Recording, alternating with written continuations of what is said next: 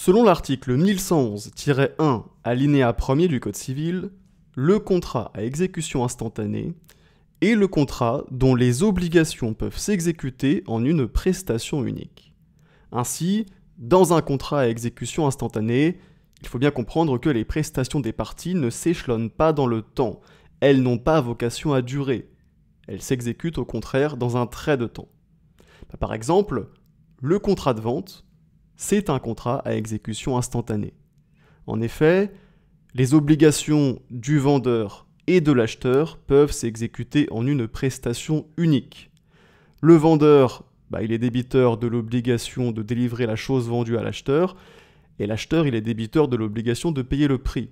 Mais donc, une fois la chose remise par le vendeur à l'acheteur en échange du prix, eh bien, aussi bien les obligations du vendeur que de l'acheteur sont totalement exécutées.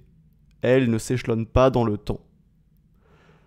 Et le contrat à exécution instantanée se distingue du contrat à exécution successive, qui lui est le contrat dont les obligations d'au moins une partie s'exécutent en plusieurs prestations échelonnées dans le temps, selon la définition qui nous est donnée par l'article 1111-1, alinéa 2 du Code civil.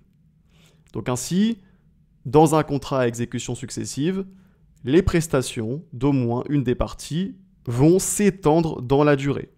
Et par exemple, le contrat de bail est un contrat à exécution successive. Si par exemple vous êtes locataire d'un appartement, vous payez votre loyer tous les mois. Donc votre obligation de payer le loyer s'exécute en plusieurs prestations échelonnées dans le temps. Et inversement, votre bailleur, votre propriétaire, vous garantit la jouissance du bien pendant toute la durée du bail. C'est donc bien un contrat à exécution successive parce que les prestations s'échelonnent dans le temps. Donc retenez bien, dans un contrat à exécution instantanée, les parties exécutent leurs obligations par une prestation unique dans un trait de temps, alors que dans un contrat à exécution successive, les obligations d'au moins une partie s'exécutent en plusieurs prestations échelonnées dans le temps.